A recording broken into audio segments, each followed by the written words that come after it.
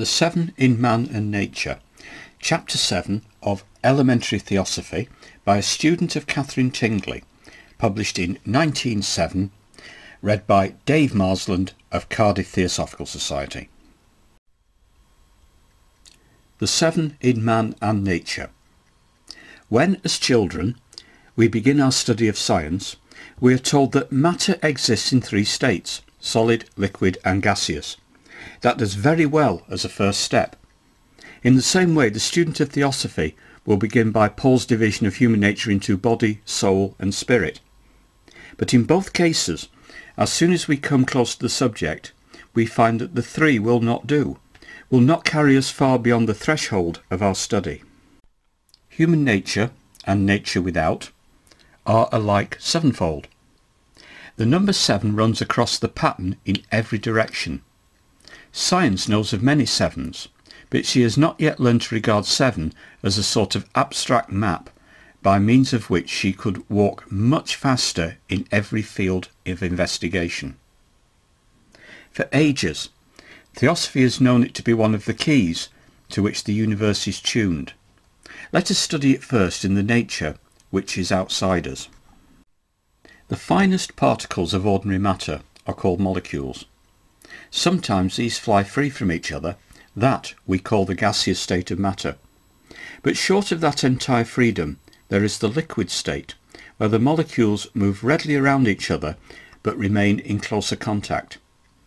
And thirdly, there is the solid state, but of this there are two divisions: the crystalline and the colloid or gelatinous. And again, of the colloid there are two conditions: living and not living. The flesh of man and animals and the growing tissues of plants are composed of living colloid. In all these states, matter is molecular, exists as molecules, but under certain conditions the molecules break up into still smaller particles called atoms. We then have atomic matter, said to constitute one of the sets of rays emitted by radium. And again, the atoms themselves may break up into still finer particles called corpuscles or electrons. These constitute still another set of rays. So from this point of view, the 7 states of matter are: 1. Corpuscular or subatomic, 2. Atomic, 3. Gaseous, 4. Liquid, 5. Living colloid, 6. Inanimate colloid, 7. Crystalline, with numbers 3 through to 7 being molecular. But the 7 runs across nature in another way. A famous Russian chemist found that if all the elements known to chemistry were arranged one after another in the order of their atomic weights, beginning with the lightest, the 8th, 15th, 22nd and so on, had similar properties to the first, the 9th, 16th and so on to the second. Thus it became clear that there was a natural arrangement of all the chemical elements into 7 great families. The 7 notes of the musical scale and the 7 colours of the prismatic scale are of course familiar to everyone. In respect to motion, the American mathematician Southwell, dealing with the nebula theory, has also worked out a natural 7 which he thus states: if two masses are moving in the same plane at the same mean distance from the Sun, and are situated at an angular distance greater than 60 degrees and less than 180 degrees from each other as viewed from the Sun, their mutual perturbations will cause them to approach each other until the distance becomes equal to 60 degrees. But if they are nearer than 60 degrees to each other, their mutual perturbations will cause them to recede from each other until their distance apart becomes equal to 60 degrees, and they will always remain in a condition of stable equilibrium at that distance apart, and will revolve around the Sun forever free from mutual disturbance. 60 degrees is of course a sixth of a circle, which with the controlling centre occupied by the Sun gives a 7. Theosophy goes further than any of this.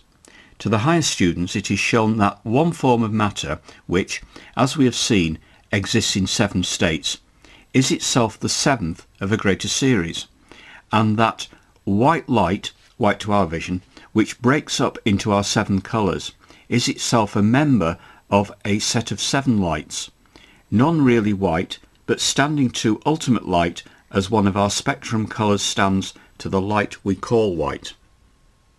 But here we are of course far beyond the realm of present human senses. Yet in the course of special training, and much more slowly, yet inevitably, for us all in the normal course of our evolution, all these scales will become evident to us. Theosophy also concurs with the proverb which gives man 7 senses, 2 of which in most people are almost inactive, dealing with the finer forms and essences. Some idea of the 6th of these may be gained from a study of the life of the woman known as the Seeress of Prevorst. In her, however, it was abnormally and prematurely unveiled by a peculiar form of ill health. Man, as a part of greater nature, must of course exhibit the 7 in many ways. Most obvious of the 7 is of course one's body, called in Theosophy by the Sanskrit word Shula Sharira. But within it is another, made of altogether subtler matter, the astral model body or Linga Sharira. And it is because of the presence of this other, which is, as it were, a sort of architect's plan, that the millions of separate cells are able to arrange themselves in harmony, to form coherent organs and to assume separate forms for the discharge of separate kinds of work. It is this which translates latent life, omnipresent in space, into life or prana, adapted for the use of the cells. Shortly after death, its remains are occasionally visible as the spook of so many ghost stories. Here then we have 3 of the human principles: the visible body, the subtler architect's plan body, and the vital force. The last, Theosophy, disagreeing on this point with current physiology, teaches to be a form of energy peculiar to itself. Let us note now, for the 4th principle, that by body Paul meant the animal desires of the body, or karma rupa. These, in too many cases, dominate the man. But if he would be really man, would really show himself to be a soul, he must reverse that. It is through thought that he begins to establish himself as a man. Mind, or manus, is the 5th of the human principles. Animals show the first traces of it, but they cannot even begin that inquiry which seeks an answer to the question, what am I? They are living units, and inwardly indestructible, but they are not yet self-conscious souls. The 6th principle, or buddhi, is the crown of mind, that department of man's conscious nature from which come the inspirations of genius. Towards it ascend in their highest moments the musician, the poet, the artist. It is the soul in its own essentially spiritual nature. What it knows and feels when it is there, what it sees of divine truth, it must, as far as possible, bring down to the mind for expression on earth. Much is necessarily lost on the way. We all know that there are things which we feel, but to which we can give no expression. Lastly, the highest of the 7 is spirit or atma, that which sustains all the rest and is their life, that which may be felt and known in the heart, but whose being is inexpressible in any kind of language. All the religious wars and quarrels that have ever rent mankind have come from attempts to dogmatize in words and terms about this indescribable presence and sustainer. Theosophy as a whole, says H. P. Blavatsky, is based absolutely on the ubiquitous presence of God, the absolute deity, and if it itself is not speculated upon as being too sacred and yet incomprehensible as a unit to the finite intellect, yet the entire philosophy is based upon its divine powers as being the source of all that lives and breathes and has existence. Man, however, is not limited to his finite intellect, the 5th of his 7th. he can know with another faculty which to intellect is unknowable, that which by language is inexpressible.